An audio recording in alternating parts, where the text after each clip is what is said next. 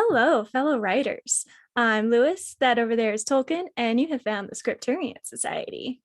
Welcome, everybody. I straight up forgot what I was supposed to say at the beginning because I have an ice pack on my shoulder. That's why I look like I have like a second shoulder if you're watching this on YouTube. And I just like the first shock of the ice like straight into my skin just bit as soon as you finished your nice. intro. Like, so, that's a sensation. I was like, oh, that's cold. I don't love this. Anyways, I'm Ash O'Rourke, aka Tolkien, and that over there is Carissa Harlow, aka Lewis, and we are your hosts for the Scripturian Society. Yeah. Hosts, aspiring writers, dedicated readers, although nobody is as dedicated of a reader as Lewis is for some reason. Thank you. I had some my grandmother's sister is in town, and so we went to visit her today, and she's like, so what are you doing? Like, what's going on in life? And I was like, well, I do a podcast now. And she's like, so what is that? And I'm like, well, I love that kind of like, question. I know it's kind of like a radio show, but not live. And she's like, right, okay, cool. I was like, we can move on. That's so funny. Like, how old is she? 70s, I think. 70s. Okay, I was gonna say people over the age of 50 have never really known what a podcast is when I've talked to them about it. And I would like to reference YouTube, but they also don't really know that either. I know. It's so funny. I feel like they would really like podcasts. I feel like podcasts are really made for them if somebody would just show them what it is and how to use it, because it's like talk show radio. Right. Very similar, except that you can listen to it at your leisure. Yeah, you would think. Which is preferable. Yeah. So you said, so that was your who is that? My grandmother's sister. Your grandmother's sister. Aunt. That's what I was like aunt of some kind, but not like most aunts aren't 70 years old. So your great aunt. Yeah. So what else has been going on this week? Your great aunt's in town. And yes. Okay, so here's kind of a funny story. So my grandfather is like very deep into dementia at this point. And so he is convinced that he is friends with Jerry Seinfeld. Oh my God, that's adorable. Personal close friends, because Jerry Seinfeld used to live in Tucson. And so somewhere he got it in his head that they like met and became best buds. So he's like, yeah, Jerry Seinfeld, he's gonna come over tomorrow. And we're like, so really cute. And he was talking, he's like, yeah, we're gonna play some games, like Elaine and Kramer are gonna be here, and like all this kind of stuff. And we were just like, that sounds awesome, let us know when he's here so we can come over. And it was really cute. So cute. I have to say, dementia seems less sad than some other degenerative diseases. I mean, they're definitely all sad and really hard. But I do have to say, like, my Italian grandmother, who I cannot say she was ever a happy person as long as I knew her. She was just always mad about something and stressed out. And apparently, since her dementia has been getting really bad, she's been just so happy because she's not really, I guess she's just not really been with it to get mad enough about stuff. Yeah, they almost become childlike. So, he was, before this, a couple years back, he was like, I have to go to baseball practice. Like, my friends are expecting me. Like, he was in third grade. And I'm like, oh my God, I kind of love this for you, because like he's aware of it, like he remembers all of us and everything, so it hasn't gotten that bad. Oh, that's nice. He's like in a good place, almost like right in between, where it hasn't gotten so bad that he can't remember where he is, but not in the early stages where it's like still scary. So that's nice. The dementia sweet spot. I mean, I'm not to call it that. I think it's one of those things that, like you're saying, like if you're not in like the worst stage on either end of it, it's probably harder for family than it is for the person. I think he's just having the time of his life, and we're just like, gosh, we're so worried about you, but also if you want to, if your friend Jerry Seinfeld, that's awesome for you. And he thinks he is the best golfer in Arizona, and so he's going to New York for a golf tournament. So he's living the dream, basically. He's living the dream. He's having a great old time. That's amazing. How fun. That's the sound of my husband just getting home. I left the door unlocked for him this time, so we wouldn't have the same issues last time. Cool. So anything else this week? Just that I've been watching the Olympics, because the weirdest thing about me is that I love the Olympics. I would say it's so funny to me that you are so dedicated to the Olympics, as like possibly the only person I know who's less sporty than I am. It's the weirdest combination of things for a human being. Like me. That's me. That's so funny. What are your favorites? What's your favorite like sports to watch on the Olympics? I do like speed skating and the figure skating. Those are probably my favorites. Figure skating is objectively awesome. It's awesome. And I, for like, what is it, 8 years now? Because 2 Olympics passed, the Winter Olympics, or yeah, I don't know, whatever that math is. I've been working like really, not really hard, but just I have this idea for a new series and the main character is a figure skater. What? And so I like take notes sometimes. I'm like, okay, here's a thing I should remember for when I write the book. So I have like a whole file of like figure skating facts. That's so fun. Hobby was just doing the motion for what do you call it? It's the thing where it's got like the stone and you like, it looks like they're sweeping the ice. Oh, the curling. Like, curling, yes. We had a family member that was really into curling. Like she like was on a curling team and we like went to dinner with her curling team. And I was just like, where do you people come from? That one is fascinating. I do also really like the biathlon, which is where they cross country ski, but they stop every so often to shoot targets. Oh, that's interesting. It's very Who invented these niche sports and how does one get into them? I know, because like that one, I'm like, gosh, this has got to be connected somehow to like hunters who used to have to like run across the wilderness and then shoot accurately. Yeah. That's so funny. But I don't know. It's pretty cool to watch. That is so entertaining. I haven't watched any of the Olympics. I don't know if I will. So that's okay. I enjoy them. Hobby says I'm un-American because it's true, but well. That's we'll accept you the way you are. Thank you. I just always forget the Olympics are happening. Yeah. I don't. Events in the world. Hobby's like, how? It's one of the biggest. Is Hobby watching them? Does Hobby feel? I don't think he's watched them this year yet. Wow. He has. Well, you're supposed to be working. Yes. I can tell the answer is yes because he didn't reply. Nice. Wow. Must be nice. Yeah. So the Olympics. If you're gonna skip out on work, that's a decent reason. Yeah. Patriotism. It's a patriotic reason, I guess. Yeah. She's validating you, even though you don't deserve it. USA. What did he say? He goes, nice. USA. USA. Dumb gorilla voice. Nice. We are not as great at the winter sports as we are at the summer, I will say. We have no gold medals yet. But we have no gold medals in the winter sports. Yeah. That's funny. But a lot of silver. Good for us. Hey, silver's not fun. over. So silver's good too. Oh, this reminds me. Maybe we should share this. I was trying to decide if I should share it on like my personal social media or the pod, but now that we're going to talk about it, maybe we'll share it on both. Okay. I found a video from 2014 of me sledding down our snowy driveway because we used to live in the country in Oregon. And it was like this big ass driveway. And it basically is my mom going, go for silver, because I'd already lost and I'm the only one competing. So it's not, I'm obviously wouldn't actually get silver. I would just lose. But I can't sled. I mean, I can sled, but I can't like change direction. There was a big curve in the driveway. And so I try to curve and she's like, put your foot down. And I go, as I like go straight into a tree and then kind of get out and then go into another tree. And nice. I'm making just the weirdest noises. And I'm not sure why these were the noises I was making. But the noises of like, I acknowledge that this is going badly. And I want everyone to know that I don't think it's going well. I just can't stop. What it is. It's like, nobody tell me how dumb I am. I want you to know that I know. Yeah. I'm very aware of the situation. Exactly. Yeah. But it was funny. I was like, thanks, Mom. Count on my mom. Go for silver. She's just trying to make you feel better. Yeah, exactly. But it was funny. Every year that pops up and it's another year older. And every time I have the exact same reaction to it. Nice. I'm like kind of proud of it in retrospect. And I'm also like just shocked at how bad I am at sledding. You're like, I love this. And also I hate it. Also, I hate this. This does display all my vulnerabilities. You can hear her yelling at the dog to get out of the way as I'm like going down the hill because I have no She control. Cannot avoid you. You have to get out of the way. Exactly. Oh man. Too funny. Nice. Yeah. So anyways, I can't compete in the Olympics. Nice. I mean, I can't either. I can't even ice skate. I think the last time I went, I think I may have gotten a concussion, but I never got diagnosed. I never went to the doctor. I just kind of dealt with the dizziness. Oh my God.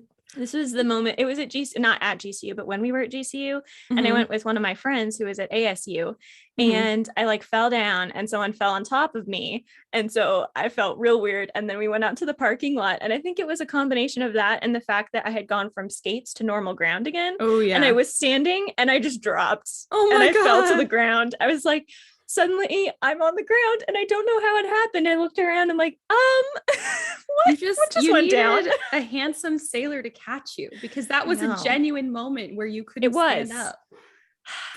That's amazing. Alas. I don't think I've ever been caught when I fall, and I fall all the time though. So like there's plenty of opportunity for me. And someone, he's shaking his head. He would never catch me. He would just let me fall. He would like Jim in the office. He literally does. He'd be like, nope. He literally does, because I'll go trust fall and I'll start to fall and he'll literally step back and put up his arms and I'm like, on your own. I could never actually trust fall into you. Yeah. Yeah. It's very romantic. Yep. I mean, there were two guys with me when this happened, and they were both talking to me, and they looked and they were like, what? And they looked down, they're like, did you fall? I was like, yeah, I guess. Great awareness skills, gentlemen. Excellent work. I feel like that's so dumb too, because if like I had been there, I feel like I would have caught you. You would have, because you would have noticed. None of us were thinking that anyone was even remotely about to fall. So we were not ready. Well, see, I would have been aware, because whenever I fall, it's never in a situation where you would expect someone to fall. It's always like the farthest situation from where I could reasonably fall, and I fall anyways. Yeah. So I would just be like, this is reasonable. This is understandable. Yeah. I'm aware of it. Yeah.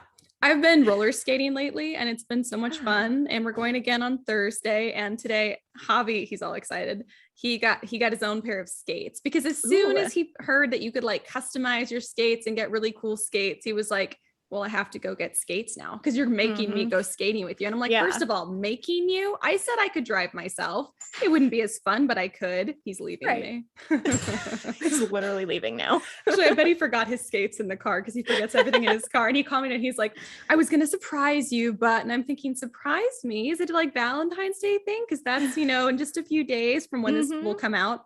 And he's like, I got myself some roller skates. And I'm like, okay. Like, all right, it's not really me involved, but whatever. Yeah, exactly. I'm like, how is this a surprise for me? Yeah. This is just like a win for you. Yeah. I am excited to see them though. I'm really glad he's so gung-ho about roller skating, so I don't have to go by myself. Yeah, although Kendall, you can share a hobby. Goes. Exactly. And we usually pick up Kendall, because she lives right across the street. That's my co-host on TPBC. And we all just go roller skate together. Nice. Yeah. And we couldn't go last week because the ground was absolutely frozen with sheets and sheets. Yeah. Has it been ice. Snowing there?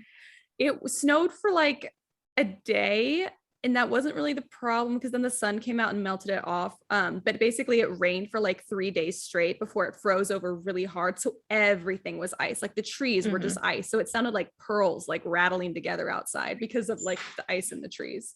And like the parking lot was just like shiny with ice. So yeah. But that was really only like one day. It was after that day, it was like fine to drive. Yeah. Cool. He's got his Rydell skates he just walked in with. Yeah. Very cool.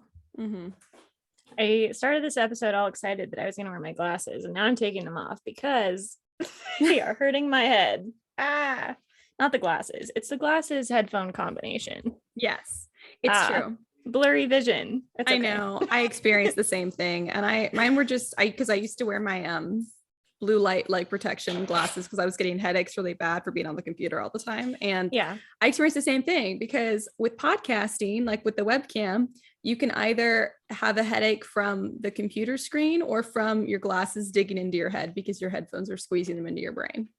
So pretty much those are pretty much your two options. I guess. I mean, I guess you could wear contacts, but that's not really the blue light problem. That's more of just a vision thing. I also I can't do contacts. That's right, because you have an eyeball thing. That's right. I just glasses or nothing. Glasses or I'm blind. Yeah. Oh, that's funny. Those are my two modes. That's funny. Yep. So anything else in your week? No, it's only Tuesday, so nothing much has happened. I did clean the entire apartment yesterday, and it did take me like 6 hours straight, and my feet hurt so bad because I really didn't sit down for those 6 hours, and I was shocked by how bad it hurt my feet. And I didn't even like mop. Like I swept, I cleaned both bathrooms, I did the litter. I did compiled all the trash or whatever. I think I did like one other thing, but like I didn't even like mop or dust. And I like still was like, oh my God, I can't. I'm dead now. I'm dying. I can't vacuum because we don't have a vacuum. So our carpets are disgusting. Good to know. I'm going to borrow a vacuum to vacuum before we move out. So they're not like, this is horrible. Right. Yeah. Anyways, so that's pretty much all I remember from my week because it was yesterday. And that's about how long my memory goes back. So your goldfish memory. My goldfish memory. It's impressive that you remembered cleaning. Thank you. Isn't it? I literally have started like for our time codes, like, cause I'll write down like when we say like, or we have a really long pause. And when cause I just say things that don't make sense so often, or I get so mixed up trying to like create a normal sentence. I've started writing GB for goldfish brain. And that's when I know I need to go look for something that I said stupidly. Nice. You're like, definitely don't want people to actually hear this. Yeah, I'm like, no, this isn't necessary. I leave in like the mistakes that aren't too cringy, but there are times I feel like I'll stutter. I'm going to do it because I'm saying stutter. I'm going to stutter for like 20 seconds before I actually get something out. And I'm like, nobody needs to hear that. Right. Yeah. I know that like stuttering is like a legitimate thing for some people, like, you know, they can't help, but like it always makes me so anxious because I'm like, finish the sentence, you know, like I'm just like on the edge of my seat until they finish, and it's so stressful for me. I'm like, this must be even worse for you.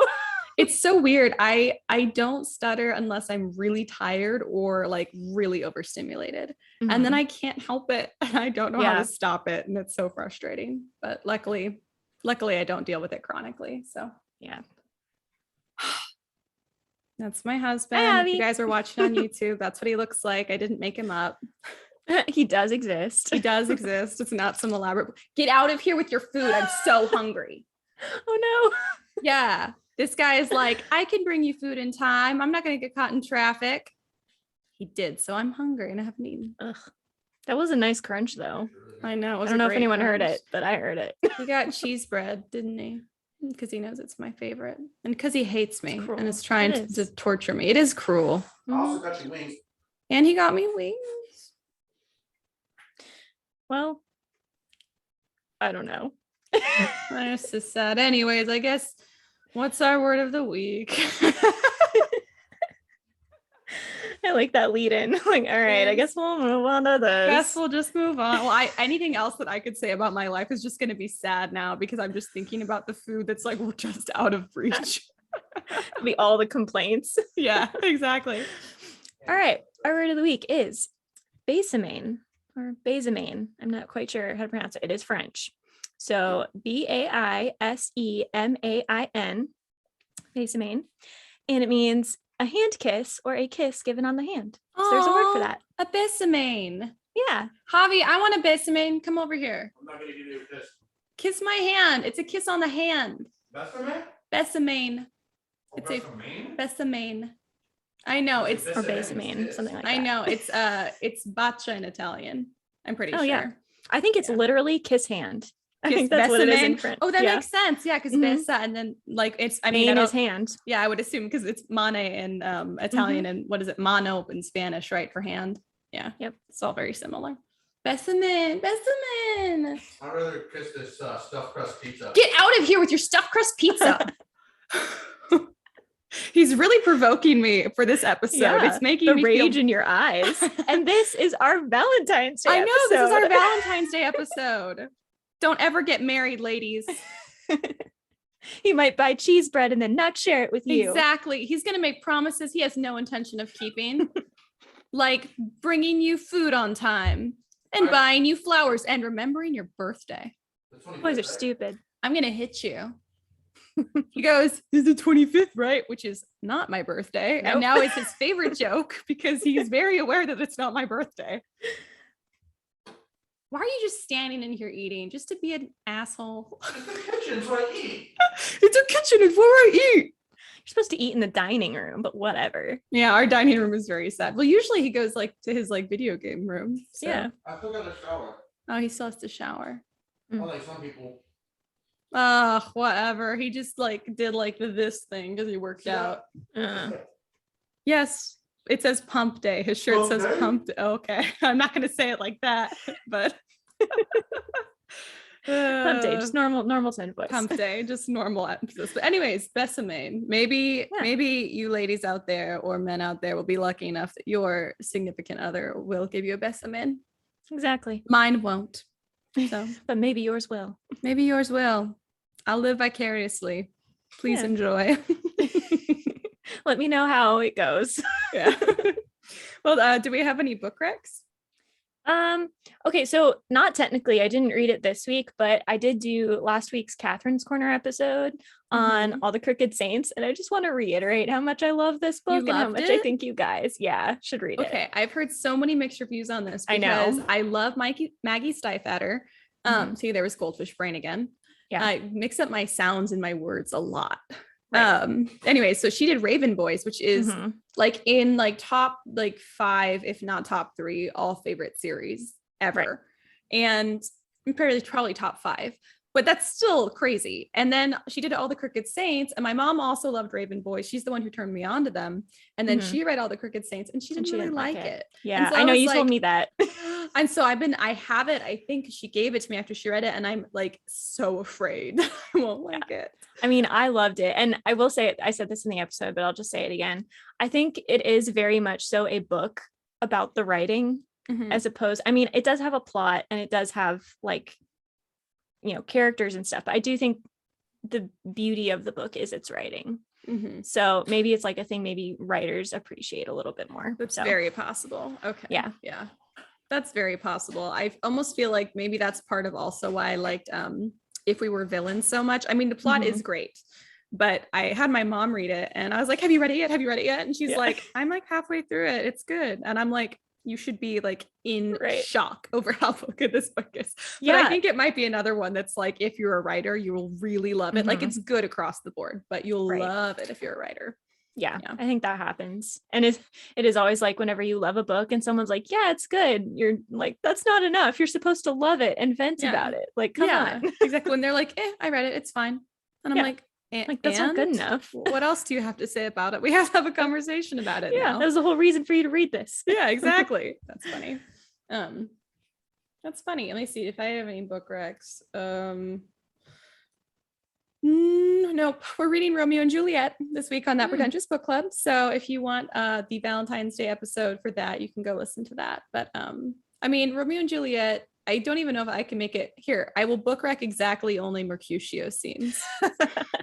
just scan to see if Mercutio's in the scene and read only Mercutio. Exactly. You won't even have to read the whole thing because it's only half the play. Yeah, it's only like half the play, and then he's like not even probably, and then he's murdered, and he's the only good part in that whole play. The rest of it's just idiocy upon idiocy upon idiocy, and then some tragedy that's too stupid for me to feel sad about. Yeah, don't get attached to the characters. Yeah, don't get attached to the characters. Literally any of them. Yeah, no. Except Benvolio. I do love Benvolio. Yeah, Benvolio's my type. The prince or whatever, I guess. I don't think he dies. Spoiler, I don't think he dies, but you should have done Twilight. We are doing Twilight later this season. Get out. Best love story ever. Team Edward. He just said an interesting thing for Javi to say. Oh, he's Team Edward. He talks about it all the time. Me too. Javi and I have such a weird amount in common. I know you and him and Kendall. Javi, you have so much more in common with my hosts than you do with me. I know. He knows. I'm a Team Jacob, and I am the only Team Jacob that I know. It's okay. I feel like most people were back in the day. Yeah. Because Taylor Lautner. Exactly. But that's, I mean, it's not, and I have to clarify, I am not Team Jacob for Bella. I'm Team Edward for Bella's sake. But for me personally, I would have liked Jacob better. So that's why I'm Team Jacob. Because people are like, oh, Jacob and Bella. And I'm like, no, I don't like Bella either. I don't like Edward either. So they can have each other. I am cool with them together because I would like Jacob. Thank you. Yes. So thank you very much. You can have each other. Right. So yeah. Yeah. Anyways, that's my pseudo book rec is go read Mercutio scenes in Romeo and Juliet.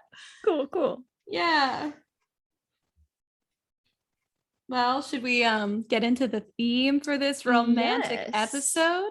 So in honor of Valentine's Day, which is a couple days from when this is coming out, we are going to talk about love interests. And I know we did the romantic subplot episode before, but this is going to be like more specifically about character as opposed to plot. Yes. So Like what makes a compelling love interest. Right. Or love interest that somebody cares about. Whereas when you're like, I genuinely don't care if you end up together. Yeah. Yeah. So like right off the bat, because we all know who mine is, or at least I feel like it's obvious. Who do you have like a favorite in the bookish universe? Like who is your book boyfriend, Ash? This is really hard.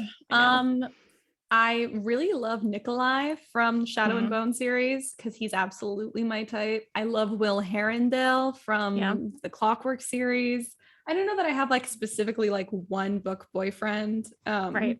Like looking at my shelf. I was actually thinking about like what are all the things that we'll talk about this episode, and I didn't think about what my book boyfriend would be. Right. I like Mr. Darcy a lot too from Pride and Prejudice because I just think I'd have a really good time trying to rile him up. It's fair. Yeah. I mean, okay, Percy Jackson is the OG. Yeah. He's great. Yeah, exactly. Perfect. So those are all of my potential book boyfriends, my book harem, if you will. Nice. Yeah. What are yours? Yeah, I do not have a harem. I have Liam Stewart. Oh, I don't even know why I asked. The Darkest Minds. For those of you that don't know, I love him. And I was looking at my bookshelves trying to think of some honorable mentions. And there are a lot of love interests I like, but no one that comes even close to my darling Liam. So that is so on brand for you. I don't know why I didn't guess. That is so funny. I was thinking about it too, because I think one of the reasons it's hard for me to find others is that I think Liam is a very rare type of love interest character. He is. Because he is the like sweet, friendly, sociable kind of guy. And that doesn't often play a good role in like books, because books need conflict. Yep. And so I feel like a lot of times the love interests are, morally gray bad boys or, people with these dark pasts or with issues. And Liam is just like a cinnamon roll. And he's just, it's so my looks type. Like a cinnamon roll is a cinnamon roll. Yeah. And I don't know. It's just, I think sometimes that's why it's hard for me. I do obviously love to read and I love the young adult fantasy, but sometimes it's hard for me to get really into love interests because they're so opposite of what I go for in real life. Yeah. And that's probably part of the reason I love The Darkest Mind so much, is because I could get really into Liam. Yeah. So. You really like that friends to lovers vibe. And Liam is like the angel of friends to lovers. Yeah. He's great. He's great. That's funny. He's the patron saint of friends to lovers. He is. I like that. So cute. I like the ones that are either really annoying or really easy to annoy. I don't know. I just like the really like reactive ones for some reason. Not like in a scary way. Like I don't like the ones. So there's like, and this is more of a thing I keep seeing in like when I see like romance books, like memes and TikToks where it's like, like a quote or something that like a guy in a book does or says. And it's like, I'm like, no, that's a jerkish thing. So I'm not saying abusive. Like I would run away. Yes, exactly. Hello. And I feel like romance fiction is kind of blurring this line between what's like edgy and funny and reactive versus what's like legitimately abusive. And I'm not on that side of things at all. Even though I am like the poster child for like enemies to lovers. True. I really am. But not that. That is not my vibe. I'm like, you're mean to me once, like legitimately mean. That's it. I will never forget. I might because goldfish brain, but I'll never forgive. I'll always deep know down that I don't like you. I'll be like, why don't I like you? I don't know, but I hate you. I know I must have a reason. I know I trust my judgment. I know I have a reason. No. But yeah, so that's the thing. I feel like, I don't know, maybe, and that's maybe more of a thing in the romance genre. I'm really not heavy in like the hardcore romance world. So I can't really speak to that except to say that I don't like it. Right. Yeah, I don't either. It makes me kind of uncomfortable. It makes me very uncomfortable. Yeah. Because so I was thinking like on the, I guess, lighter side or whatever. So some of my other like favorite books are the Mirror Visitor Quartet and then the Caraval trilogy and all this kind of stuff. And I was thinking about it and I'm like, gosh, I love the boys in these books, but also I don't think I would go well with them in real life. Because like particularly Thorn in Mirror Visitor, he's so like rough and standoffish and kind of like so hard to figure out that I would just give up. I know I would give up by that time. I need them to be showing interest because otherwise I'm going to be like, well, I don't want to annoy you. So goodbye. Yeah, that makes sense. I do get that. I think my sweet spot is when they act like that, but they're also clearly intrigued. I don't like it when it's when it feels totally one-sided, like the girl's interested and the guy has expressed no interest because he's so busy being broody. Like Mal kind of did that a little bit in Shadow and Bone, which is why Mal is not the person I'd pick from that book. I picked Nikolai, who you keep getting hints that he has feelings for Alina, even though, you know, you never know if it's going to come to fruition or not. And it's not like a main point, but like, and he's not like overt. I mean, he's not really overtly flirty. He's just trying to get a reaction out of Mal sometimes, but he's really doesn't flirt with her genuinely. But you tell like the lingering glances just every now and then. Right. And I'm like, yes, the sweet spot. There's something here. Now, when Mal like straight up ignores Alina, hells no. My husband likes to say, always play aloof. Girls love it. Play aloof every time. That'll get you the girls. And I'm like, if you ever give anybody that advice, I'm gonna smack you. It's bad advice, especially for people like me, because if you play aloof, I'm gonna think you are like not interested, done, and I will take the hint and leave. I know. Well, I told Javi, I was like, let me tell you, play aloof does not work for everybody, because apparently, so when we were first talking, I didn't know he was stationed overseas at the time. He had not told me yet. So I was just like, there was a time where he went like 2 days without responding to my messages. And I was like, hang on, is he ignoring me? Oh, I don't like, and I almost deleted him. Playing games? Yeah. And I was so like, absolutely, I'm not wasting my time. And literally was so close to deleting his number, because I was like, I don't waste my time. Absolutely not. I'm not going to let somebody else waste my time. And then he was like, sorry, we're on this like mission out of service. And I was like, what is happening? And he had to like fess up about being overseas. And I was like, my gosh. Okay. That's different. Yeah, but that has a reason. Yes, but playing aloof, I would say, does not work for the right kind of girl. And by that, I mean a girl who's ready to be in a relationship. I know that like, I get that there's a little bit of appeal for it for like, you know, certain personalities or certain times in life, or if you're just playing around. But I think if you're looking for a serious relationship and you want a girl who is serious about a relationship, playing aloof should not work. Right. If it works, one of you is not as serious as you. So one of you is not on the same page. Yeah, like, for sure. Yeah. And I think in like books, especially YA, it can work because the author knows how they both feel. And so they can like play those hints, and, you know, they like don't give up when maybe a real person would have, but you have to keep play trying. Hints. Yeah. Right. And so in a book, when the author knows where both of them are emotionally and everything, it's really easy to kind of manipulate events to like, oh, put them back together in the same room again, or, you know, have them say just the right thing to get the other person like interested again. Yeah. But life, that's not a thing. No, it's not a thing. People just move on. They do. And I think that's why even in books, if you like, no, I kind of want them to play aloof, and you keep designing situations in the story for them to like kind of run into each other, like you as an author might know, and you should definitely be dropping hints to your readers, but you also need to like just one or two, even if it's the most aloof character, just drop like one or two hints that the other character could feasibly catch to think that that person is in some way interested. Because it's just, as a reader, it's hard to get on board. Like you want your readers to kind of, if not crush on the love interest, you want them to at least be able to firmly see what that character sees in the other one. So if you don't like, they have to be a little bit sweet sometimes. And like, that's very important for enemies to lovers too. Otherwise it's just a jerk, and we're promoting abusive relationships. I know. Like sometimes girls in books forgive things very quickly that I'm like, maybe we should at least like pull back a little bit to be sure. Exactly. And they need to, if they forgive, that's fine, but don't then forget, because that's not really how life works. Forgiving is fine. And I'm amazed what people in real life can forgive sometimes, but nobody forgets. And so that is an important with enemies to lovers too. Like you don't want them to forget, because then you've just created a totally fake scenario. Yeah, like if there's something to move past, like if there's some real good reason that they are enemies, like you need to show that progression instead of just making it, oh, they're super hot, so now we're motivated to make this work. Yeah, and then even if they get together, they still need to have some issues. Like for example, Serpent and Dove has been one of my favorite enemies to lovers that I've ever read. And those characters, even after they get together, like they're like kind of a couple and they know that they like care about each other, their personal differences, which are largely a part of their background, remain like a sticking point. And that's how it should be. So this is what I was thinking about earlier. I think one of the biggest keys to creating a compelling love interest is their background.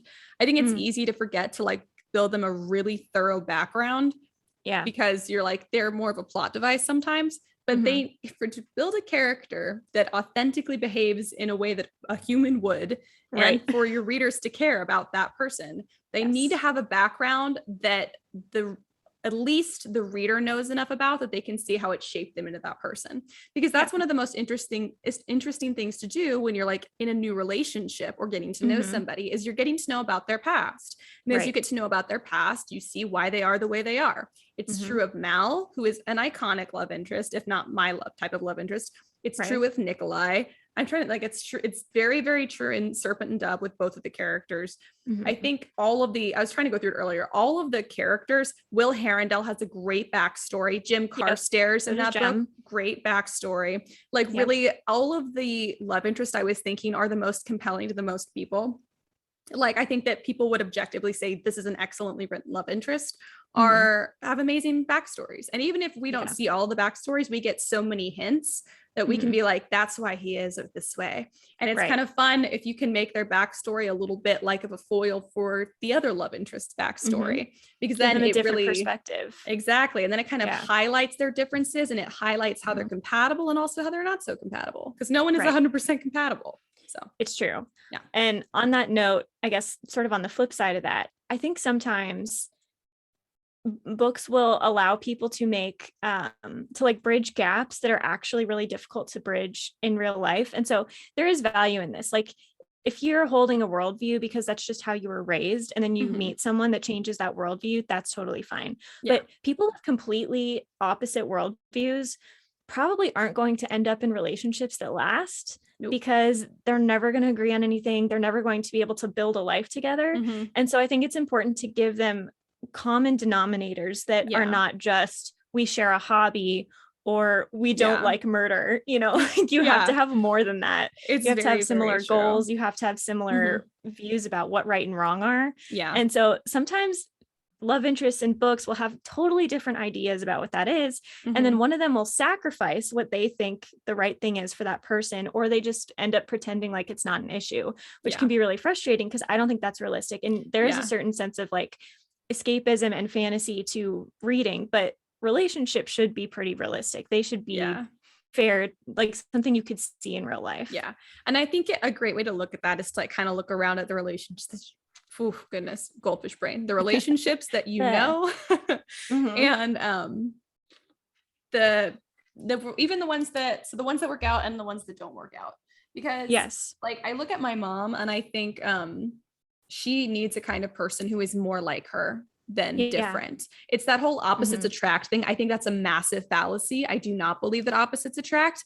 I believe opposites in some way attract. I think if people were going to categorize Javi and I, they would put us in the opposites attract category, but that is actually not true. Right. Javi and I have so much in common, but we also have so much not in common. And the stuff that depends we don't on which have in common, things are in which category. Exactly. And I think people think we're in opposites attract because the stuff that we have in opposition is so opposite that they're like, well, they must be opposites attract. But it's not true because all of the important stuff, or at least like 90% of the important stuff, and a lot of the other stuff that's not important, we do have in common. Right. So I think it just depends. So some personalities, like I think that like, assuming that because you like Liam. So that means to me, I feel like you're someone who would like more of a person kind of like you. Yeah. Like with maybe a little bit less of that. Because what I like about Javi and I is he's reactionary because we are opposite in some ways. But definitely not in all the ways. I think you can do like mostly alike, or you can do like 50% alike, 50% opposite. And I think that's about as like far as you can really deviate and still be happy. And this is just my working hypothesis that I've been working on for years, just in life, just watching people's relationships out of curiosity. But that whole straight up, like 100% opposites attract.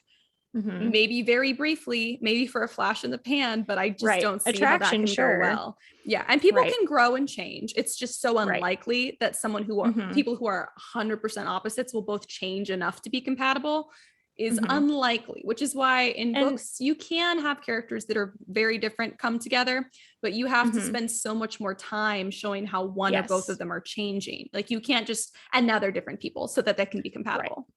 Right. And I think also sometimes I don't know that it's 100% healthy to change just to make a relationship work. No. Like if you meet someone and they make you realize that you have been legitimately wrong about something, okay.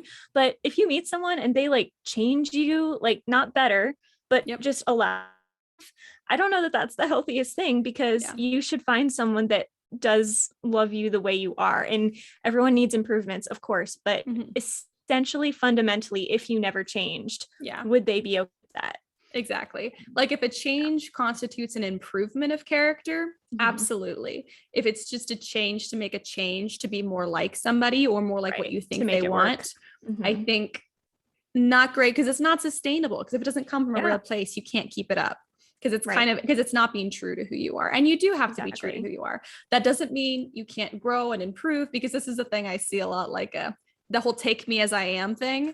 And it's like, and that's well, you shouldn't stay this way forever. Exactly. It's that I'm perfect the way I am. And it's like, nobody's perfect the way they are. Right. We are all perfectly lovable the way that we are. We are all worthy of the same love. We are all equally valuable the way we are. However, we are not perfect the way we are, and we're not supposed to be. So yeah, that one really bugs me when I keep seeing people really take that out of context. And I'm like, a lot of people have been really duped, I feel like, by that. And so now they're like, I'm still unhappy. Why? And I'm like, because you bought into this lie that you're perfect the way you are. So you're not growing. And so you're unhappy because you're not growing. So yeah. Anyways, that's just stay that way. Yeah. That's like a romance character thing. And that's also just like a life thing, just to keep in mind. Yes. Yeah. And it needs to be true for your characters as well, which is what it all comes back to. Yep. Agree. Let's see what else. I feel like we haven't been talking about like specifically writing things, but no, a lot of it is just knowing real life. Writing is just a reflection of life. I don't know. The thing is that I feel like romantic relationships, especially, it's weird because we both write fantasy. So it's okay if a lot of the elements of our writing are completely unrealistic based on what we all know. But love and romance is something that we all either have experienced or we have an idea of, or we see it in real life. And so I feel like that's the part of the story that you really want to be realistic. Like that's what makes like the most amazing fantasy so amazing, is if it has a romance that you like could feel, could touch, could see in real life. And you're like, this is love. Love doesn't change based on fantasy or nonfiction. So I think that's why. So, I mean, that's a great way. Like, look at the relationships around you for inspiration. Like, look at the most unlikely one, and if they're really happy, hey, you could pull from that. Or you could look at why. And why, exactly. You could look at the most stereotypical one that's really happy and figure out why. And the ones that are not happy and figure out why. That's why I have all these hypotheses, is because I've just been observing for so long. Yeah. And I had a lot of paranoia over relationships. So I'm sure people who have that too are like, yes, I too spend way too much time picking apart the qualities of a lasting relationship. Yeah. Yeah.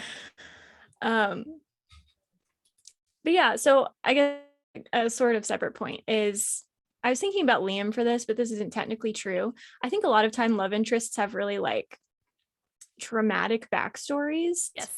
Which can work. It does work, but it doesn't always have to be that way. So I'm thinking in terms of Liam, of like how all the love interests are always like really rough around the edges kind of people. Yeah. But I'm also thinking about Cinder. Is it Kai? Is he the love interest? I believe so, Kai? yes. He's a little Liam-esque, because they had essentially happy childhoods. And I just think that's something that's missing in a lot of young adult books, like people that had good childhoods and are still interesting characters. Yep. Because, I mean, there's nothing wrong with you. It's not in your control if you had an unhappy childhood, right? But some people do have happy childhoods, and it makes them different types of love interests. So they go well with different people. And while I do love a lot of books with love interests that wouldn't be my type, I think you're never going to find a love interest that is like everyone's, big favorite. But if you want to make them someone's big favorite, you need to be able to give people some variety. Yes. And that is true. Give them, the ability to have choices instead of everyone being the same. Because like, that's one of the reasons I love Percy Jackson too. It's because he's very different than a lot of it's middle grade, but different than a lot of the young adults boys, because he has like such good humor, and he's still so optimistic and happy. And that's what makes him great. And there's nothing wrong with being the opposite, but sometimes everyone is so the opposite that it's just so saturated, and I can't relate to it.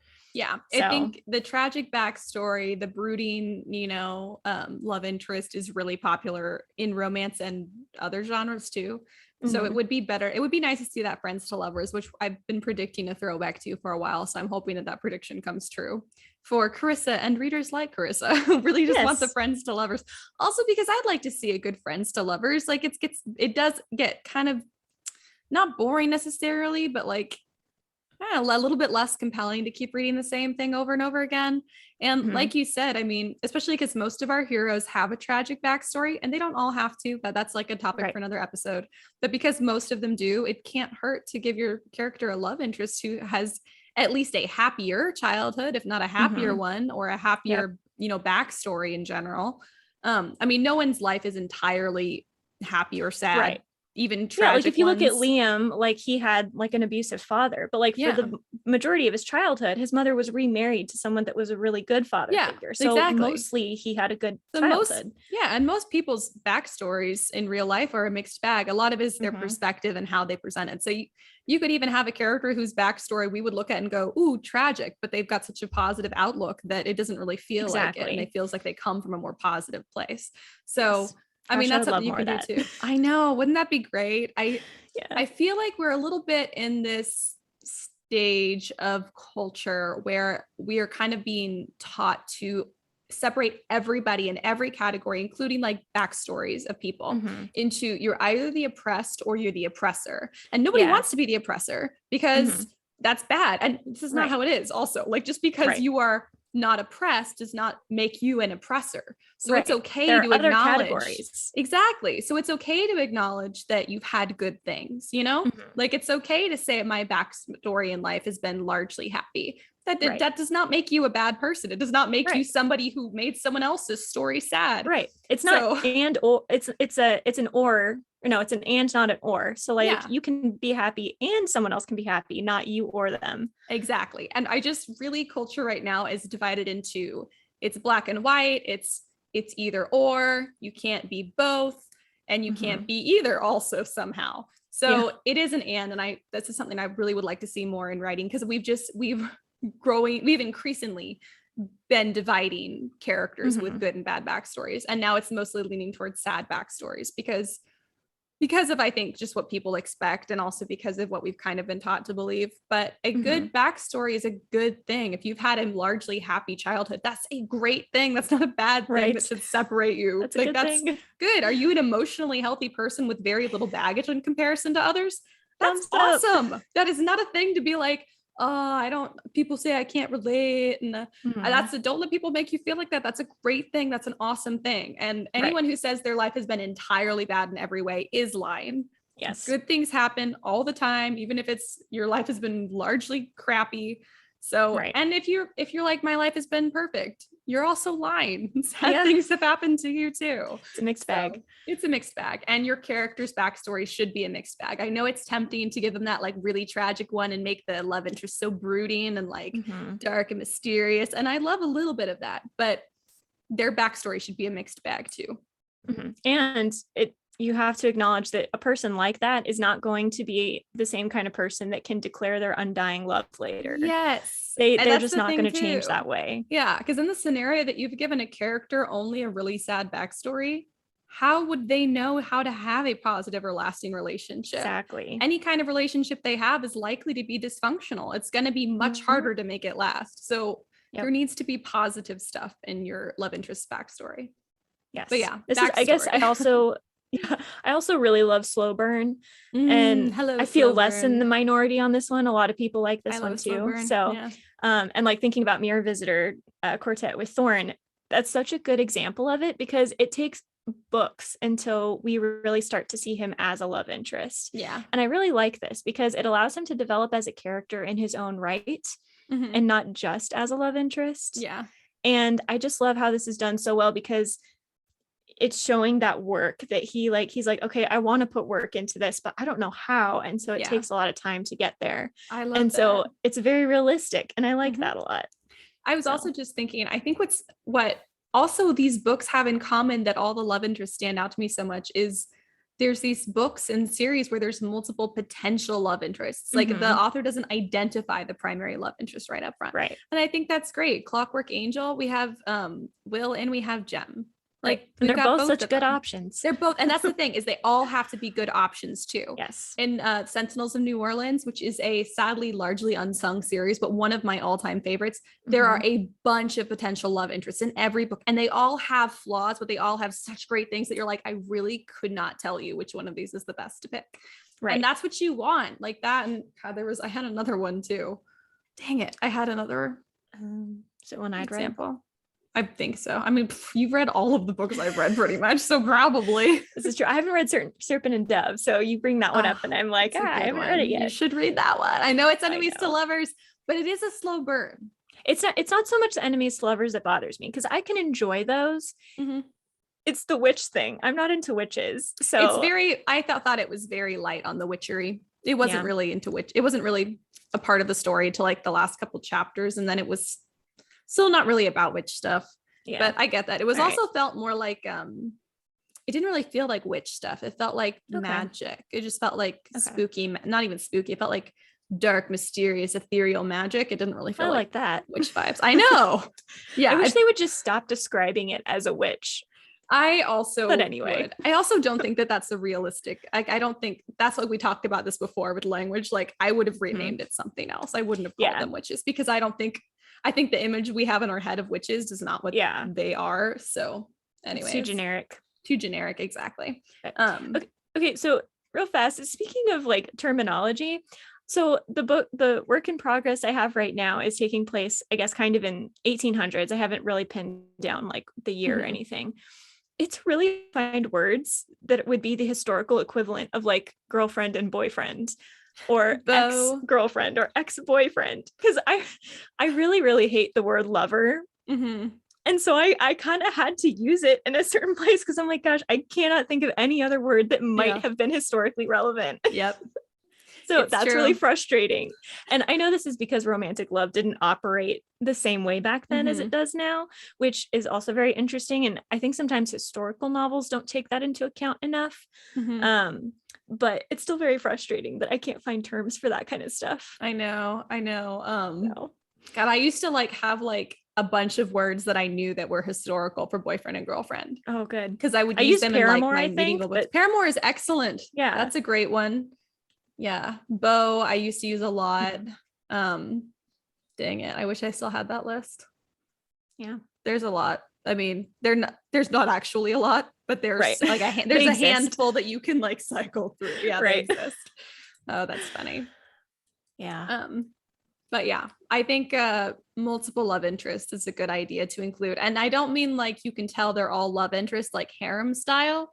Right. No. I mean like there's multiple males or females, whatever, you're writing. And they all have so many potential. Shadow and Bone, that's what I was going to say. They have many strengths. So even like that one's even like less obvious than Clockwork Angel, where we pretty much by the end of the first book are like, oh, okay, so she kind of has feelings for both a little bit, so different than that. But with Shadow and Bone, there's Mal, there's Nikolai, there's even the Darkling, who we know he's a villain also, yes, but it's still a love interest thing. It's still a love interest thing, because you really don't know if he's gone fully bad until the last book. So you're always like, he could come back and be a real love interest. Yeah. So I mean, another good example of this, Sarah J. Maas also does this a lot. And I think that is part of the reason a lot of people like her, is because it's not as obvious where it's going. So I will give her that. I do like that aspect. It's one of the things I liked about Throne of Glass. Like once I got over the fact that Dorian wasn't going to happen, it was very interesting to see how, like, again, more realistically, things panned out, where like you're probably not going to end up with the first person you ever date or maybe even fall in love with. And so it's good to see like that recovery and then finding someone else. I loved Throne of Glass for that reason too. And I think the reason all these series are also so popular in regard to love interest is that like you were saying, it gives everybody something. So if you don't like the type of love interest, that's okay. You can still crush on this other love interest. And even if the character doesn't pick them, you still get to crush on them. And there's just something cathartic about that. You got to crush on your type. You got to be like, they do exist, even though maybe they don't really, but they do exist. Right. They exist in this book. Exactly. So I think that that's important too. And then you can include all the ones, you can include the broody, sad one with the tragic backstory who was in no way ready for a relationship, aka the Darkling. Pretty much. You can include the one with the mixed bag childhood, which is kind of Mal, Liam a little bit. Maybe his is a little on the happier side compared to Mal, but Liam is like cheerful and sweet and a little cinnamon bun. And you can have that type. You could have a Mal type. You could have Nikolai, who's like the cheeky, fun friend, you know, with just like the hint of feelings. Like it's hard to tell when they're really being sincere. You can do all of those things. I mean, the most I've ever seen done in one series was in the Sentinels of Orleans. I think there was like 5 or 6. But by the end of the series, and I was still like 100% on board. I was like, this is fun. Like, I'm still down. Let's do this. It was super fun. And they're not all like making overtures to her all the time. I actually think the one she ends up with is not, it was like the one who was like the least flirty. And like, I was basically very surprised.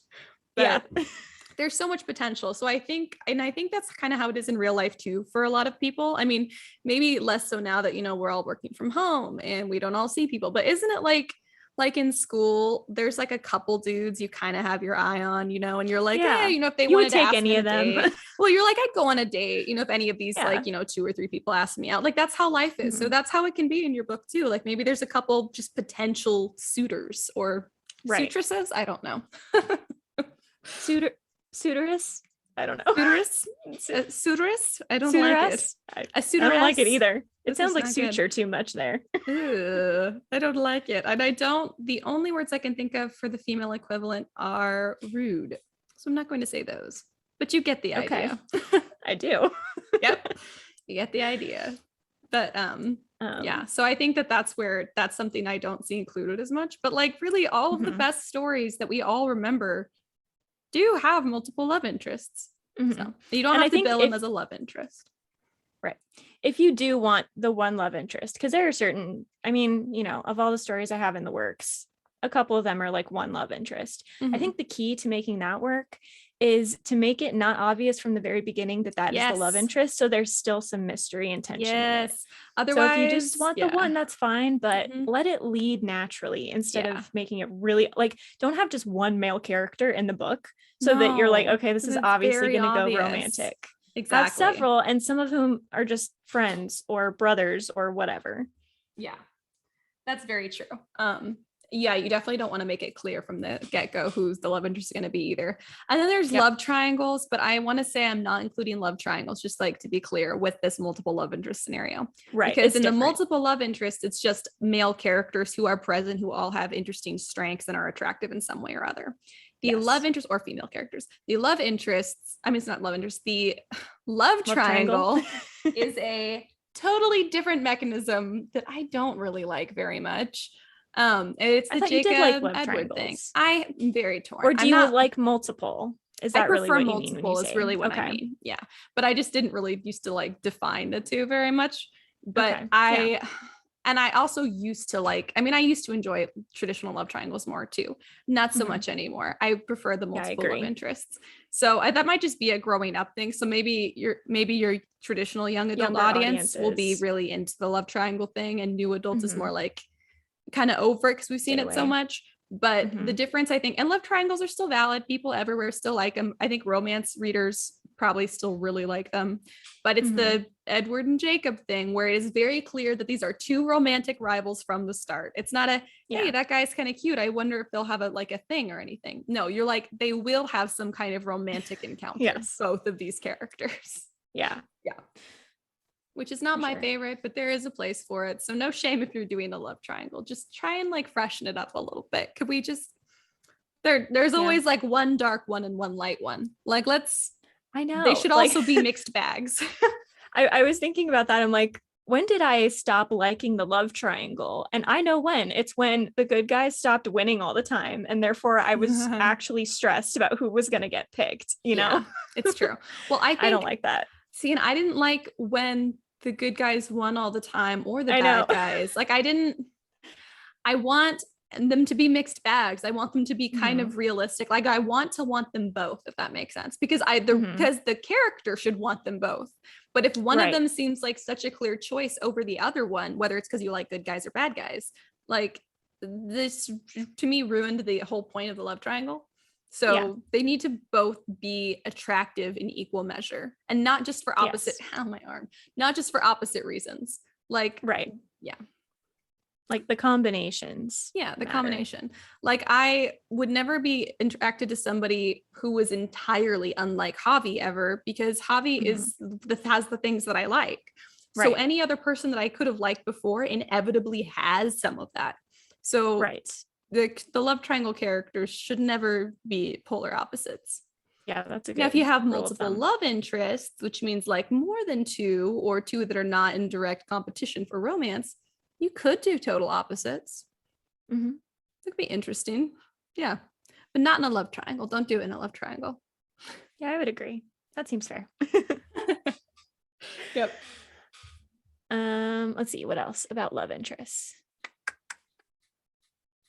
I have notes. I should look at them. Oh, I was going to ask. Do you get crushes on your own characters? Like the characters you create? What characters have I created? I'm totally. I mean, I guess, okay. Do you ever like fall in love with the love interest, or like other people in the background that are just your personal favorite? You know what I mean? Like anyone, but also what role do they play? I tend to fall in love with the primary love interest, I guess, in this scenario. In your own stuff. In my own stuff, yeah. I don't think I've ever fallen in love with a background character, but it's that thing again where I tend to write with such a narrow focus that I'm like, who are background characters? Like they're there, but they're so barely there, which is what I'm trying to fix. So I guess the love interest, I want to say I like don't really crush on the characters that I write that hard, but I'm not good at romance. So like I really struggle with that. Yeah, because I was thinking about this. And I'm like, I don't really crush on my own characters, because in a weird way, it almost feels like they're my children. Yes. That's how I feel as well.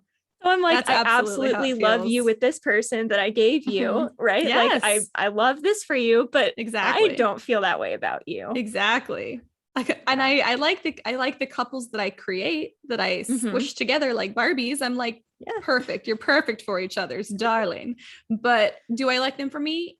No. Just like I like Edward and Bella for each other. I think they suit each other perfectly. But I don't like Edward for me. I like Jacob for me.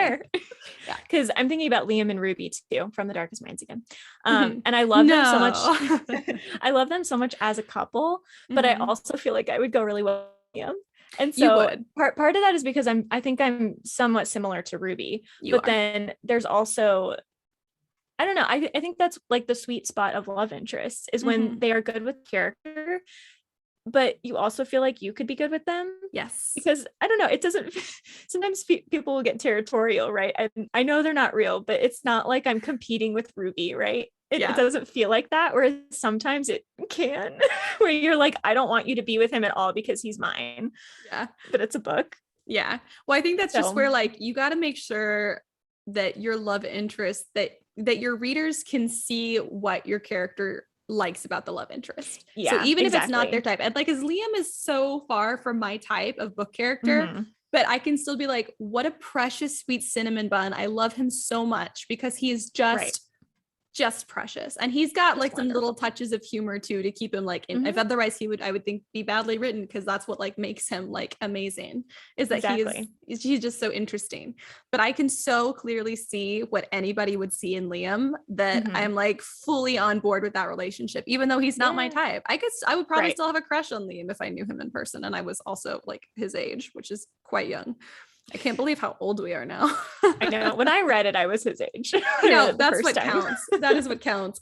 We just reread Legend by Marie Lu, and we were like, these kids are 15. I know. And like Day, the boy, he's supposed to be a ladies' man. And I was like, no one is a ladies' man at 15. But if I had read the book when I was 15, I'm sure it'd have been like, oh yeah, tell me more. Yep, absolutely would have fallen for it. Would have totally fallen for it. Now I'm like, 15-year-olds. What? Babies. Yeah, it's true.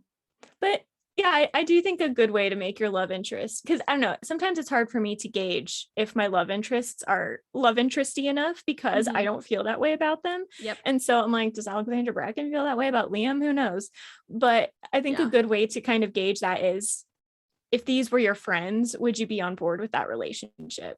Yeah. You know, I like agree. if you're an author and if you're reading, would you be excited for them? Yeah, like you would look at them and say, yes, this is a good type for you. Maybe not for me, but for you. Yeah. And your favorites, of course, are going to be the people you could see yourself with, but you can't, there's no universal type for that. So that's just going to be a taste thing. That's just going to be a taste, which is why if you really want that, multiple love interests is kind of the only way to go, but it's not a necessity.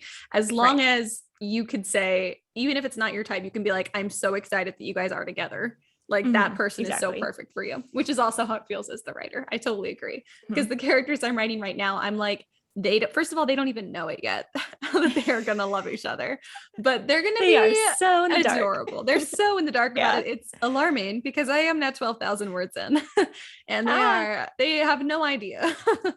But that's okay. I do the really slow burn and I don't know how to get out of that. Burn. So at least you'll enjoy it. But I'm also like, I can see what you will become and you will be perfection for each other. It's very exciting. I love it. It's cool. Yeah, I think it's always weird, like how I feel about my own characters based on how other people hopefully will feel about them. Yeah, you're just like it's different. Yeah, it's different. I'm their mother. I can't think of them that way. I think you're gonna like this male character I'm writing now more than any of the previous love interests because he is more middle ground with his personality. Like I was gonna make him like really dark and like not your type at all. But I ended up, because my main character is actually kind of that way, I was like, I cannot have two of these morose characters walking around. They would not be good together. This is too much of the same bad thing. Yeah. So he has a little bit of that like edginess that she has. So they have that in common. But he is just like, just wants to have fun, like just wants to have a good time. And he's just like tries to like find a joke and everything. So he's got this goofy side that she does not have. And I feel like you're going to like it more than any of the other characters that I've written. Yeah. I got to make him. But he's also this is where we get into, he has to learn and grow, he starts out, and this is because I'm making a statement about the book. It's a theme in the book because it's in a very patriarchal society. So he's a bit of a misogynist, but he's going to grow out of it. Don't worry, everybody. He's going to get over it. He's going to get over it. Don't worry. She's never going to tolerate the misogyny. So anyways, that's good. So that is the worst part of him, is the misogyny. But the main character is also kind of sexist against men. I mean, for good reason, but they both are going to have to grow a little. Right. See, that's what I mean. Like that kind of middle ground is good growth. Yes, right. Exactly. Like to realize that kind of thing. But if it was like, I want to be a career person and the other person's like, but I want to be a career person in this totally different place. Like one of you shouldn't sacrifice that for the other. One person's that's like, different. My dream has always been to live away from the city. I am not a city person. I hate the city. My dream is to like connect with the earth. And the other person is like, I just want to live in a skyscraper. Like that's all I've ever wanted. That's all I still want. Those are very different plans. Those are very There's different really no visions. middle ground on that. There's no middle ground on that kind of extreme. So beware those extremes. It's unlike Hallmark does that a lot. Yeah. Where they do like the really fast character flip of now a character actually wants to return to life on the farm after they so badly wanted to get off the farm. And you're like, this doesn't make any sense. They're like, the only reason I didn't want to be on the farm is because a pig died once. And you're like, well, that's not going to change. Like, well, that's farm life and that's going to happen again. So. Like maybe this is not the best life revelation you've ever had. They're like, work is stressful. I want to go live on the farm. And it's like, you thought the farm was stressful. That's why you went to go to that job. They're both going to be stressful. Which one do you like? Hallmark is enjoyable for their holiday movies because of just the vibes, but their romantic characters are about as poorly written as they come. Yeah. But it's they like just never feel like they would last. No, they would never. But it's kind of funny because it's like that subset of romance fiction where like Hallmark books, apparently, like if you want to submit, like you have to follow all these very specific rules and this very specific formula, which is how all the movies are written. So that's why it's very intentional that they're all written like that, quote unquote, badly, in my opinion. But I guess it's one of those, like, it's really easy for just anyone to kind of connect with, which is kind of their, it is for their demographic. Hallmark is really not something people watch for the quality of the relationships. It's something that you watch for vibes. Yep. That's why and like I watch it escapism. Like, gosh, vibes. wouldn't it be nice if I could change this billionaire into a farm boy, and then we would have all the money, but also I could live on a farm, right? Yes, like that kind exactly. of stuff. It would be dream. awesome. Yeah, I think they'd have more success if they picked like a woman who was like harried, hates life in the city, has always hated life in the city, and she gets to go to a farm and falls in love with somebody who already has a farm.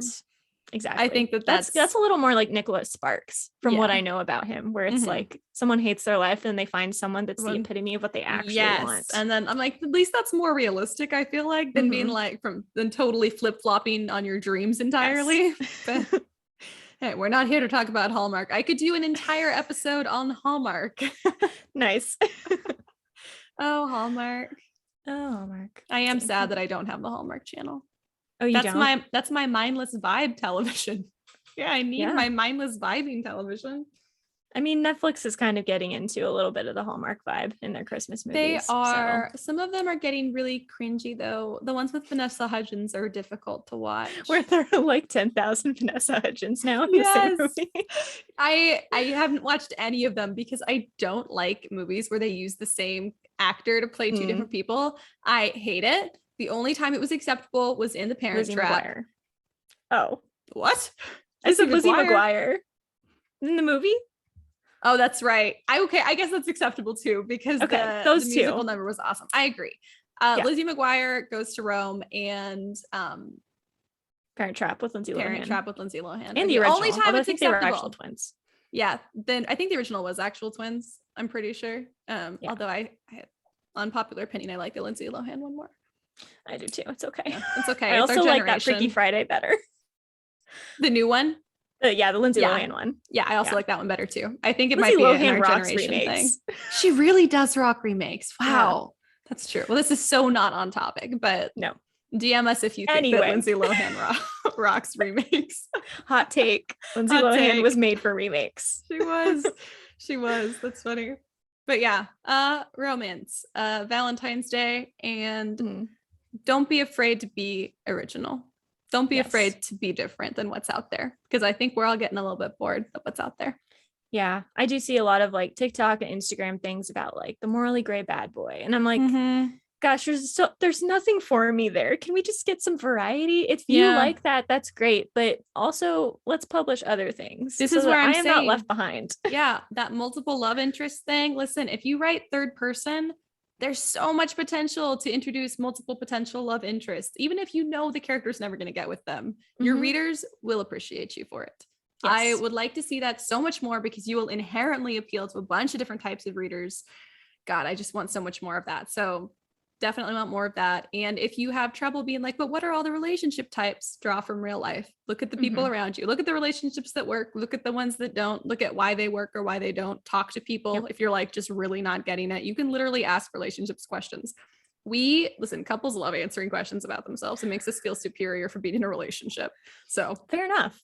Yeah. And I need to hold on to those moments for moments like tonight, when Javi didn't bring me food on time and I'm very hangry and he ate the pizza in front of me while making eye contact. I need to remember. The only way to get through that is to answer couple questions for other people's writing. Exactly. That's the only, get me through this, you guys. You can ask me questions. They're like, we don't want to ask you. You tell us everything. Yeah, there's nothing to ask, Ash. We know like all you literally the things about your life. Literally detailed every aspect of your relationship with your husband. I really have, actually. You can use this as a study. Maybe don't use this as a study. I think we drive people bananas. That's all right. As long as you don't drive each other bananas in negative ways. Yeah, no, we don't. You know what? I think it would actually be funny now that I'm thinking about it. Can somebody please just like put like I want a background couple that's Javi and I, because I feel like we're so much that we are probably not most people's cup of tea for like the main romantic couple or whatever in a story. But like we could be background characters as a couple, and that would be funny as hell. All right, noted. Somebody include us as the annoying like background couples, just the supporting cast, and they're always just like a little bit crazy. Yeah. That's fun too. That's kind of a different thing too. But we should do an episode on like side characters and supporting characters, background characters, because I feel like for supporting characters you rarely see couples, but everybody has like the couple friends. It's true. That'd be interesting to see, because you get immediately so much to play with that, because there's the two people who definitely have strong feelings about each other, good or bad. True. So anyways, I think that'd be fun to see, because I'm not seeing that ever, and I feel like that's not realistic. This is yet another kind of conversation that culminates in the idea of, please, let's publish more than just what's on trend. Yes. It really is. It's be original. If you're like, but nobody, I want to write this thing this way, but nobody writes it this way. Write it that way. God, please write it that way. Yes. Please. And if you're like, I want more everyone's written Liams. something like this, I'm going to write something exactly the same. Please try and think of something new. Like, just, it was just a little aspect to change, please. Because it really is getting repetitive out there. I'm drowning in moody bad boys and I don't like them.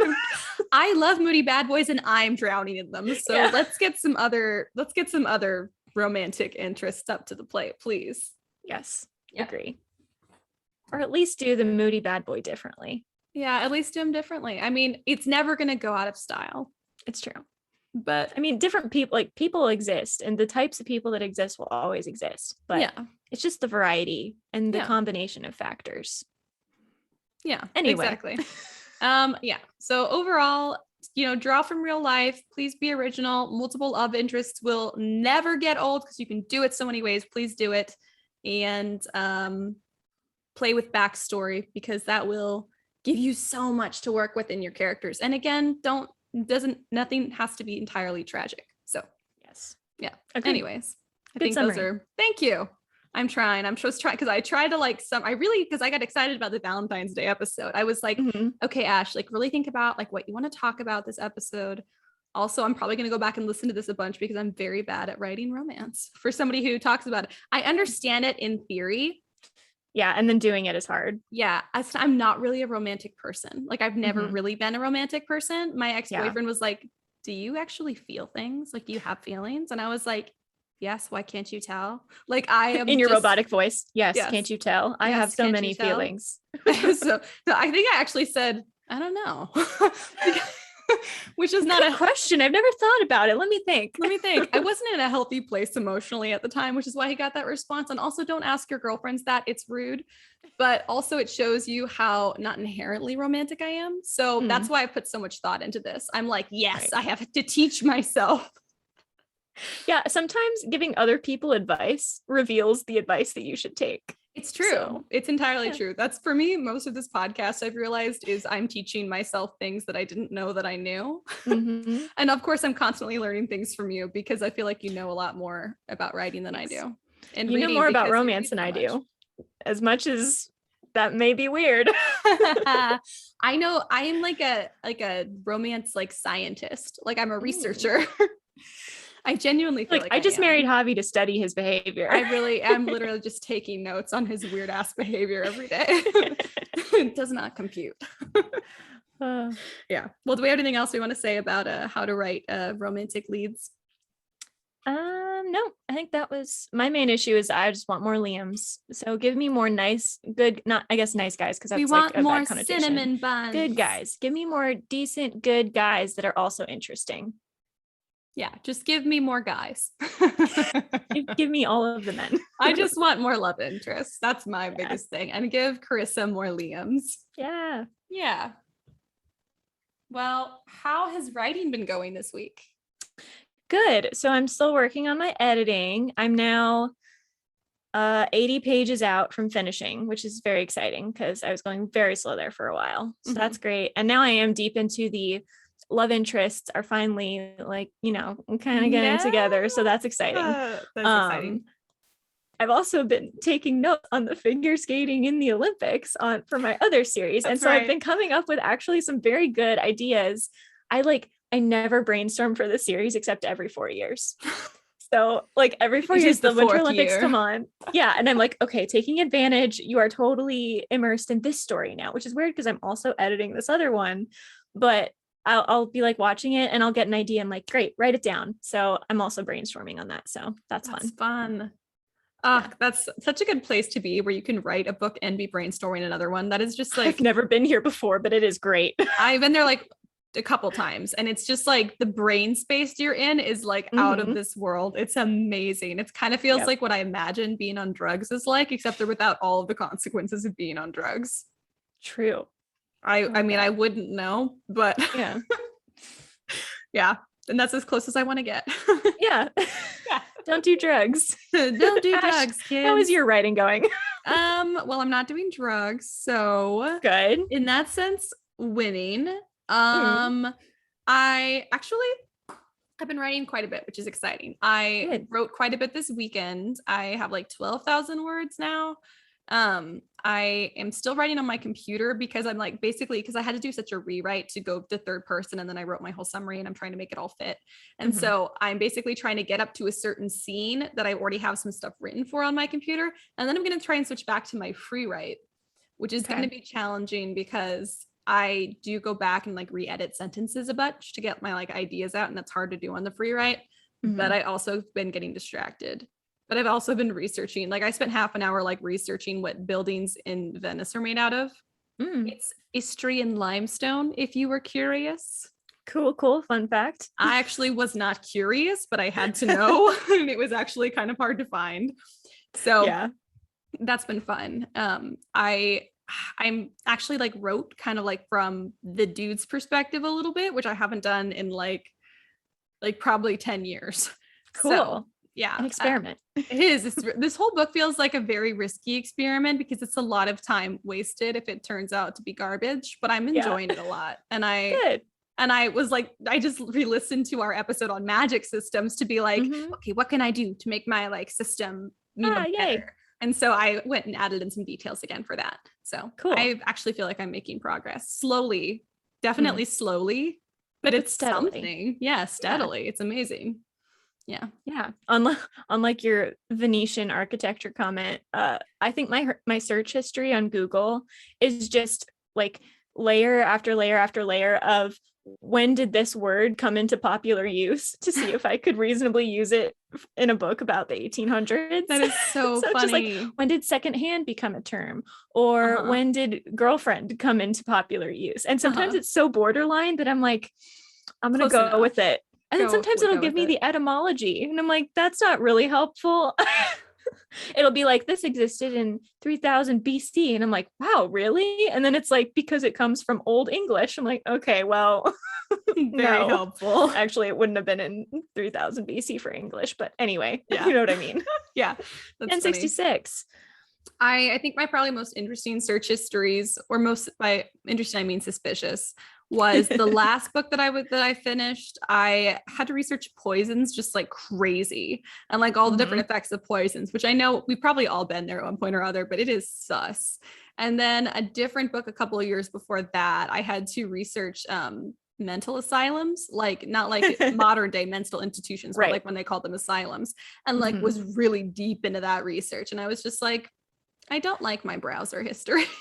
Yeah, I it's a little don't weird. like it. Yeah, it's a little weird. So like right now it's all like nice stuff. I'm just like researching Venice basically. So not that it's set in Venice, but lots of inspiration from Venice. Right. I'm also making fun of Italians like crazy, which is extremely cathartic. I'm Italian. That's gonna be therapy for you. It's so therapeutic. I'm bagging on the misogynists. I'm making fun of the Italians. Like, I'm having such a good time. And I am half Italian, if you guys have not been like, if you didn't know. So just say, I'm not just like choosing people to make fun of. And by half Italian, I mean, I am genetically like a quarter Italian, but my father's side of the family is Italian. And like, we grew up going to Italy all the time and speaking Italian. So pretty damn Italian. So, and they don't like me, but that's okay. Because I am finally getting to get out all of my feelings in this book. Good. That's what writing really is. We have this joke that Italy's not real. And so I feel like someday I'm going to be in who is we? Me and Javi, and also me and Kendall separately. Okay. This was a joke that I had on both ends, and they both brought it up themselves. But I feel like someday I'm going to like, it's when, you know, like when you like picture like talking, like you mean like an interview about your book or something.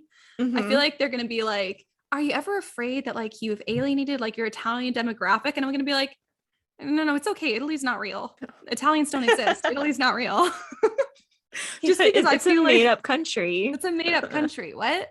I feel like there's just so many people that like that would make that. I don't know. It just something about that is so funny to me. It is. It's funny. Italians being like, excuse me. They would get like, of all cultures, they would be one of the top 10 to be like super offended, like coming out in public, like, we exist, acknowledge us. Exactly. I feel like Italians are so reactive and they're also like so easy to annoy. I'm just like the perfect for poking fun. And I've been poked fun at so much. I'm going to poke back now. I'm going to do it in a book. But also there's a lot of great stuff that I love about Italy. I mean, Venice is gorgeous. I love Venice, which is why that book is basically kind of set in Venice. So there's a lot of great things too. But man, Italians are fun to make fun of. So anyways, that's happening and it's delightful. Man. All right. Anything else? No. All right, cool. Cool. Well, if you guys want to keep up with us during the week, you should. You can follow us on social media, the Scripturian Society. We are on TikTok. We are on Instagram. TikTok is fun videos. Instagram is like fun writing tips, like from the episodes. And we also have Catherine's Corner episodes that come out every Monday. So that's fun. I guess Monday, Valentine's Day. So another Catherine's Corner will come out on Monday. And this is our Valentine's Day episode. So we know it's not Valentine's Day yet when this comes out, but we hope you guys all have a fantastic Valentine's Day. Spend it with your loved ones, be it your romantic interest or whatever, who cares? But have a good time and eat chocolate. I mean, that's all you can do. What else is there? What else is there that really matters in life except for spending time with the people you love and eating chocolate? Amen. Amen. You can go check out our production company, StorySirenStudio.com, if you want to get some merch. And I think that you do. It could be like a late Valentine's Day gift for your girlfriend you forgot to get a gift for, or boyfriend. But let's be honest, the boys forget things more. I feel like that's not sexist because that's fair. Objectively true based on every man I've ever known. So yeah. Anyways, I think is that everything? Patreon. Join us on Patreon. Yeah, join us on Patreon. The writing group is free. If you join us, it's also Story Siren Studio, and we can talk about writing. We can talk about love interests. We can talk about literally anything that you want, and it's free. You can also, there's also tiers that you can pay for if you want to support the pod, but you don't have to. We just want y'all to show up and talk about writing with us. Yeah. I feel like I'm your cheerleader during this section. You're like, follow us on the social media. And I'm like, yeah, woo. You're my hype person. Yeah. I'm Kendall's hype person also, because I always like repeat what she says when she says something funny. And I'm like, oh my God, that's so funny. I already laugh. I do the same thing. Confirmed. This is hilarious. Confirmed. It's hilarious. I'll hear Javi on the phone, like telling somebody what to do. And I'm like, yeah, do what he says. Yeah. Follow his orders. So usually I'm the hype person. It's funny that I have a hype person for this section of the episode. You're welcome. Thank you. Yeah. Well, until next week, everybody, keep writing. And we'll see you on the next page.